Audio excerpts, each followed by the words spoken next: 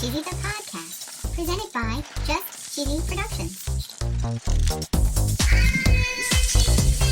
Hi there, I'm your host Fondue. I'm Cheesy. This week we're going all the way back to the beginning of time. Whoa. We learn about the world's first cheese from Neolithic Europe to Bronze Age China. Whoa. We find out that cheese may have helped humans survive. Holy cow. And of course, we tell a very cheesy joke. Joke. Welcome to Just Cheesy the Podcast, episode 199, In the Brie-ginning. Brie. This week, we're basically time traveling, Whoa. and we're going back around 7,500 years ago. Holy cow. That's right. You're eating your Kraft single thinking, Ooh. this can't possibly be 8,000 years old. Well, you're Nope. right. The Kraft single isn't, Right. but cheese is. Ooh. Let's talk about the Neolithic era. Let's. According to a 2012 article in Nature, scientists found traces of dairy fat in pottery across northern Europe. And this Whoa. suggested that people were already fermenting milk into something more digestible. Yum. But a real breakthrough came later. Really? In 2018, researchers had a study that analyzed fatty acids in pottery Whoa. and the shards from the Dalmatian coast of Croatia in sites that I can't pronounce. Right. According to PLOS1 and coverage on phys.org, the lipid and isotope testing showed clear signs of cheese making Whoa. well over 7,000 years ago. Holy cow. And the key clue? Right. Residue on ceramic sieves. Really? Imagine early cheesecloth, Okay. but made of clay. Ooh. They found that while early pots had milk residue, the later ones had showed unmistakable signs of cheese or other fermented products. Whoa. And if you think about it, Yeah. they were working with milk storage, less lactose, longer shelf life. Cheese was pretty much an ancient survival food. Whoa. Early Europeans were mostly lactose intolerant as adults. They were? But by fermenting milk into cheese, they could eat dairy without Without what? well, without digestive disasters. Birds. Right.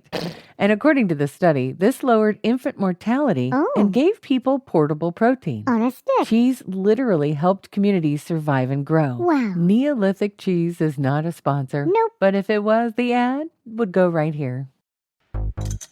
Have you ever wanted to listen to the web? Yeah. Well, Newsly makes that possible. They do. They're an all-in-one audio super app for iOS and Android. Super app. You can listen to trending articles on the web on topics that you choose and get them read to you in a natural human voice. What kind of topics? Sports, Cheese? tech, business, science. Cheese? I'm sure there's even cheese. Yay. They even have an entire section for podcasts. Are we there? Of course we are. Ooh. It's one of my new favorite podcast apps. They even have digital radio. Holy cow. Just go to www.newsly.me to download it free. Whoa. Or use the link in the description.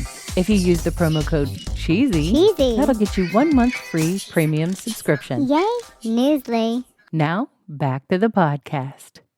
Fast forward to Bronze Age China. Ooh. We're talking about 3,500 years ago. Whoa. In a place whose name I will unintentionally butcher, Oh. Xinjiang, China. Oh, boy. In 2014, archaeologists were excavating the Shoha Oh, boy. Cemetery, and they uncovered something remarkable. Really? At that cemetery, mummies were buried with what looked like little pebble-sized lumps Really? placed like necklaces around their necks. Oh. Those lumps Yeah. were cheese. They were? According to Science Focus and National Geographic, they weren't just random curds either. Really? They were necklaces of cheese strung around the dead as offerings. Wow. Amazingly, researchers extracted the DNA and proteins from these lumps. Really? They identified them as kefir-style fermented cheese Whoa. with microbial DNA. Holy cow. And I can't say the words of what they were called. Nope. They even reconstructed about 92% of its genome. Wow. This discovery shed light on how these types of cheese cultures spread and evolved. Wow. The Times and SciTech Daily allude to the fact that the strains found were closer to the ones from Tibet and Asia,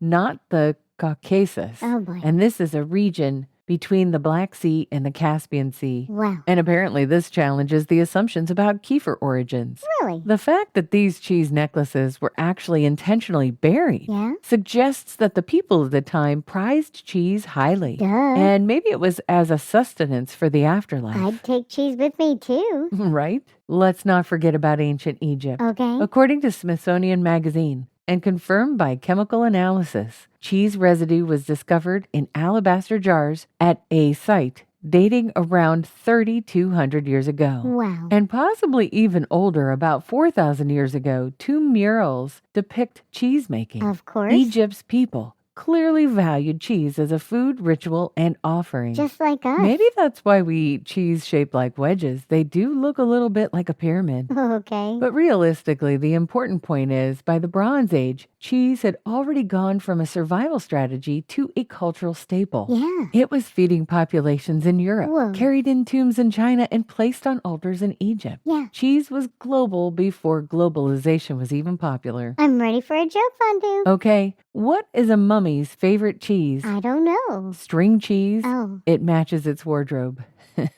Oh, no. Was that good? No, it was silly. It was a little silly and a little bit cheesy. Thanks for listening to Just Cheesy the Podcast, episode 199 in the Brie-ginning. Thank you. Join us next time for the second part of this episode, where we journey from monasteries to medieval markets to modern cheese pioneers. And stay cheesy, everybody.